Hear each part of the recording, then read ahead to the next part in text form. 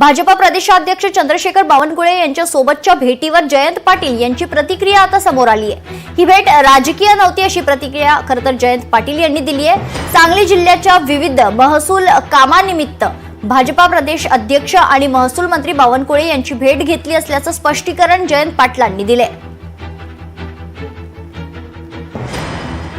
काल संध्याकाळी 7:50 यांच्या घरी माझी भेट झाली आणि सांगली जिल्ह्यातल्या काही महसूल प्रश्नांच्यावर मी त्यांना जवळपास 10 ते 12 निवेदनं दिली आणि ती निवेदनं देण्यासाठी त्यांची भेट मागितली।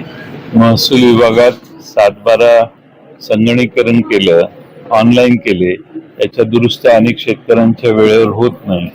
ती सर्व महाराष्ट्राचा तो प्रश्न होता, त्याकडे त्यांचं लक्ष वेधलं। अशा आमच्या जिल्ह्यातले बरेच प्रश्न होते, ते घेऊन त्यांना भेटलो। 6 वाजताची अपॉइंटमेंट होती, त्यांचं हिअरिंग बराच वेळ चाललं। 7:50 त्यांच्या घरी आल्यावर मग मी त्यांच्या घरी गेलो। 25 मिनिटं भेट चालली, त्याच्यात काही राजकीय चर्चा नाही। बरोबर राधाकृष्ण विखे पाटील होते, स्टाफ होता, माझ्या बरोबरचे शिष्टमंडळाचे 4-5 जण होते। लोकशाही मराठी ऐका, पहा, जागरूक रहा।